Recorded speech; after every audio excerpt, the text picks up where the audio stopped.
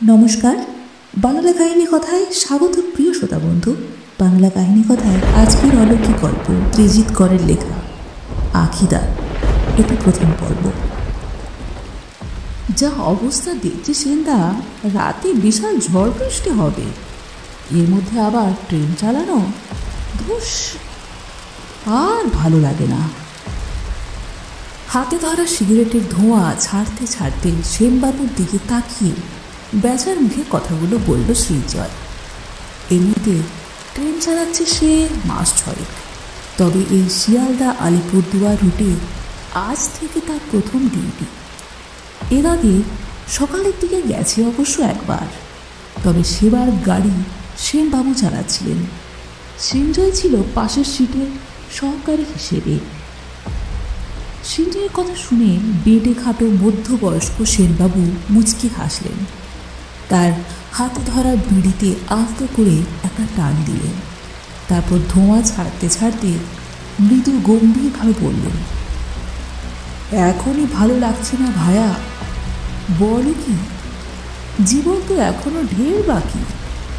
রাত বিরেতে ট্রেন চালাচ্ছ, কত কিছু দেখবে, কত রকম অভিজ্ঞতা হবে।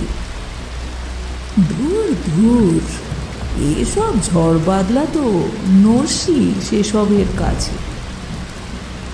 সঞ্জয় সেনবাবুর কথা শুনতে শুনতে সিগারেট হাতে এক মনে প্ল্যাটফর্মের দিকে তাকিয়েছিল। রাত প্রায় 11:30 বাজতে চলল। প্ল্যাটফর্ম ইতিমধ্যেই প্রায় খাঁ খাঁ করছে। এমনিতেই এই করোনা পরিস্থিতি, তার মধ্যে এই শীতকালের রাত। দূরপাল্লার গাড়িগুলোতে হাতে গোনা যে কয়েকজন যাবে, একমাত্র তারা ছাড়া প্ল্যাটফর্মে কুকুর বিড়ালেরও চিহ্ন দেখা যাচ্ছে না। তার মধ্যে পরশু থেকে শুরু হয়েছে এই অকাল বর্ষণ, অসময় নিম্নচাপ। দিন নেই রাত নেই, সারাদিন বৃষ্টি লেগেই রয়েছে, কখনো ঝিরঝির তো কখনো ঝমঝম। এরই সঙ্গে পাল্লা দিয়ে চলছে জোরো হাওয়া আর বজ্রপাত। ফলে সব মিলিয়ে যাত্রী আজ একেবারেই হাতে গোনা। যে কয়জন যাচ্ছে তারাও বা কি মরতে যাচ্ছে ভগবান জানে। আজকে না গেলে কি হতো না? কি হলো ভাইয়া, এত ভাবছ কি? আমার কথা শুনে ভয় ডয়ে পেরে নাকি? সেনবাবুর কথায় সম্বিত ফিরল সঞ্জয়। সিগারেটের জোর টান দিয়ে বলল, আরে না না, শুনছি তো, কি যেন বলছিলে? রাতের বেলা ট্রেন চালাচ্ছি, কী সব দেখতে টেকতে হবে, ওসব সত্যি নাকি? অনেকের মুখে এরকম গল্প শুনেছি। সত্যি না মানে? আলবাত সত্যি। আমি নিজে 21 বছর গাড়ি চালাচ্ছি, কম দেখলাম নাকি? বুঝলে ভায়া, নাক শক্ত না হলে রাতের বেলা ট্রেন চালানো যায় না। সঞ্জয়ের এবার বেশ ঠান্ডা ঠান্ডা লাগছে। প্ল্যাটফর্ম মোটামুটি ঘেরা হলেও ঝোড়ো হাওয়ার হাত থেকে নিস্তার নেই। একেবারে জ্যাকেটের ভেতরে ঢুকে হাড় পাঁজরা কাঁপিয়ে দিয়ে যাচ্ছে। তবে সেনবাবুর গল্প শুনতে তার দিব্যি লাগছে। লোকটা গল্প বলার কায়দা জানে। সঞ্জয় আর একটু খুঁজিয়ে দিল, একটা কেস বলুন না সেন্দা, আমিও শুনি। আমার তো একদমই অভিজ্ঞতা নেই। হাতে মিনিট 15 সময় এখনো আছে। সেনবাবু এ কথা শুনে একটা দীর্ঘ হাসি হাসলেন। আগ্রহী শ্রোতা তার বড় পছন্দ। বিড়িতে আর একটা টান দিয়ে মুখটা গম্ভীর করে এবার একেবারে সঞ্জয় চোখে চোখ রেখে বললেন, শুনতে চাইছো যখন বলি, তবে ভয় টয় পেলে চলবে না, আগেই বলে রাখলুম। এটা অনেক বছর আগের কথা, বুঝলে। আমাদের এই শিয়ালদা নৈহাটি লাইনে তখন প্রথম প্রথম গাড়ি চালাচ্ছি, অত কিছু জানি টানি না, বয়সও কম। সেটা ছিল শীতকাল। উফ, কি ভয়ঙ্কর রকমের ঠান্ডা পড়েছিল সেবার। দুখানা সোয়েটারেও বাঘ মানে না। আর রাত বাড়লেই সে কি কুয়াশা। মাঝে মাঝে কুয়াশার জন্য ট্রেন থামিয়ে দিতে হয়। তো এরই মধ্যে একদিন রাতে শেষ ট্রেনের ভার পড়ল আমার উপর। নিয়ে গেলাম। শেষ লোকাল ট্রেন তো, অত প্যাসেঞ্জার হয় না। আগরপাড়া পর্যন্ত সব ঠিকই ছিল, কিন্তু সোদপুর পেরোনোর পর থেকেই বুঝলাম হঠাৎ করে কুয়াশাটা অস্বাভাবিক রকম বাড়তে শুরু করেছে। এদিকে তার মধ্যেই গাড়ি চালাচ্ছি। বেলাটা সবে পেরিয়েছি বুঝলে। হঠাৎ হেডলাইটের আলো খেয়াল করলাম তিনটে অস্পষ্ট শরীর যেন টলতে টলতে রেল লাইনের ওপর দিয়ে হেঁটে যাচ্ছে। দূর থেকে দেখেই বুঝলাম কম বয়সী ছেলেপুলে, মদ খেয়ে চুর হয়ে রয়েছে একেবারে। হর্ন বাজালাম, কোনো লাভ হলো না। এদিকে আমাদের ওপর কড়া নির্দেশ থাকে শেষ ট্রেন স্টেশন ছাড়া কোথাও দাঁড় করানো যাবে না, যদি না খুব এমার্জেন্সি হয়। ওদিকে আমার বুকের ভেতরটাও তখন ভীষণ ঠিক ঠিক করছে বুঝলে তো। তার আগে কখনো আমার গাড়িতে কেউ কাটা পড়েনি। এভাবে মাঝরাতে তিনটে বাচ্চা ছেলে চোখের সামনে কাটা পড়বে ভাবতে গা কেমন শিউরে শিউরে উঠছে। কিন্তু গাড়িটা ছেলেগুলোর একদম কাছাকাছি চলে আসতেই আমার অবস্থা খারাপ হয়ে গেল। কি দেখলাম জানো? কি দেখলেন? দেখলাম তিনটে ছেলের একজনেরও ধরে মাথা নেই। হ্যাঁ গো ভাইয়া, গলার উপর দিয়ে কাটা, অবন্ধ। এই দেখো তোমায় কথাটা বলছি আর গায়ে কেমন কাঁটা দিচ্ছে। যতবার এ কাহিনী বলি ততবার গায়ে কাঁটা দেয়। সেনবাবুর কথা শুনে গায়ে কাঁটা যে সঞ্জয়েরও একটু আধটু দিচ্ছে না তা নয়। সে কোনো মতে বলল, তারপর কি হলো সেনদা?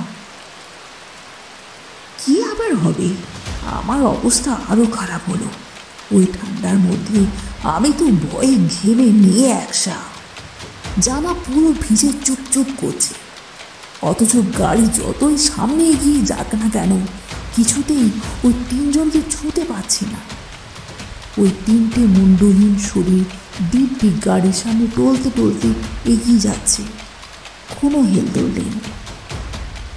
পরের স্টেশন পর্যন্ত এমন চলল বুঝলে। স্টেশনে গাড়ি ঢোকার একটু আগে আপনা থেকে আবার গায়েব হয়ে গেল। কিন্তু সে রাতে আমি যা ভয় পেয়েছিলাম ও ভুলবার নয়। পরে শুনেছি ও লাইনে নাকি তিনটে ছোকরা মদ খেয়ে বাড়ি ফিরতে গিয়ে কাটা পড়েছিল। তারপর থেকে ওদের দেখা যায়। ও লাইনের যারা গাড়ি চালায় সকলেই প্রায় দেখেছে ওদের। তারা ওদের গলা কাটা অমর আকবর অ্যান্টনি বলে। এক্সকিউজ মি, আলিপুরদুয়ার যাওয়ার গাড়ি এটাই তো? এক মধ্যবয়স্ক মহিলার কণ্ঠে সেনবাবুর গল্পে ছেদ পড়ল। সেনবাবু ও সঞ্জয় দুজনেই তার দিকে ঘুরে তাকাল। কালো পুলোভার পরা, বয়স কাট ছবি। ভদ্রমহিলা হাতে ধরে রাখা মোবাইলে কারোর সঙ্গে একটা কথা বলছিলেন। তিনি ফোন হাতে ধরে আর একবার জিজ্ঞেস করলেন, এক্সকিউজ মি, বলছি এই গাড়িটাই আলিপুরদুয়ার যাবে তো? হ্যাঁ, এটাই যাবে। সঞ্জয় সিগারেটটা রেল লাইনে ছুঁড়ে ফেলল। ও থ্যাংক ইউ। হ্যালো রাজীব, আছো? শুনতে পাচ্ছ? মহিলা আবার ফোন কানে দিয়ে কথা বলতে বলতে সামনের দিকে এগিয়ে গেল। তার দিকে তাকিয়ে থাকতে থাকতেই সেনবাবু বললেন, বাবা, আজকালকার মেয়েরা কি স্মার্ট হয়েছে দেখছো, একা একা রাত বিরেতে জার্নি করছে। আমাদের কালে এসব কেউ ভাবতে পেরেছে? সেনবাবুর কথা শুনে সঞ্জয় মৃদু হাসল। তারপর প্ল্যাটফর্মের বড় ঘড়িটার দিকে তাকিয়ে বলল, যুগ অনেক পাল্টে গেছে সেনদা, এখন মেয়েরাই দুনিয়া চালাচ্ছে। যাই হোক, আপনার গল্পটা কিন্তু বেশ ভয়ের, এখনো গা ছমছম করছে।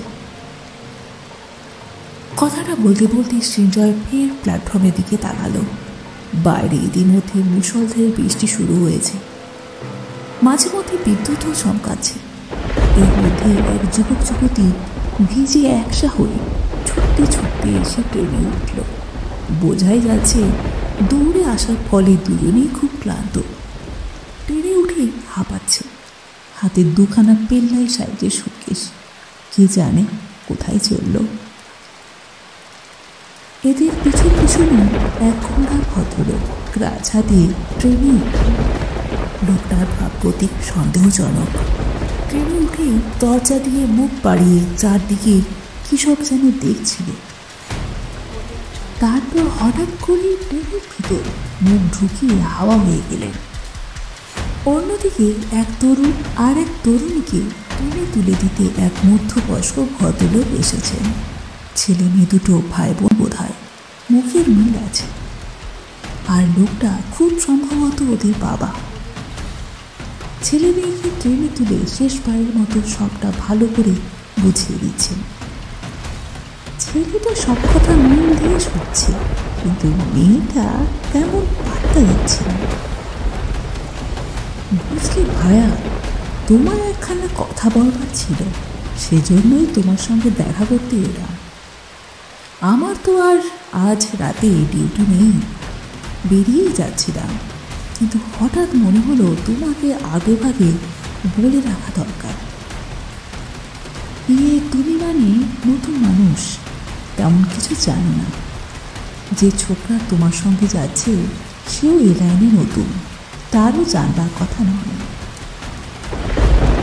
সেনবাবুর কথায় সঞ্জয় এবার প্ল্যাটফর্মের যাত্রী দেখা থামিয়ে তাঁর দিকে ঘুরে তাকালো। তার ভ্রু ইতিমধ্যে মুচকে গেছে। বিস্মিত হয়ে সে বলল, কি ব্যাপার বলুন তো সেনদা, এত আমতা আমতা কেন করছেন? আপনি তো এমন করার মানুষ নন, কি বলবেন? সেনবাবু এবার সত্যি যেন একটু দ্বন্দ্বে পড়লেন। স্নেহের বশে আগ বাড়িয়ে কথাটা বলে ফেলে এখন তিনি নিজেই বুঝতে পারছেন না কি করবেন। পকেট থেকে রুমাল বের করে কপালটা একবার মুছলেন সেনবাবু। তারপর অদ্ভুত চঞ্চলভাবে এদিক ওদিক তাকিয়ে নিয়ে সঞ্জয় বেশ খানিকটা কাছে এগিয়ে এলেন তিনি।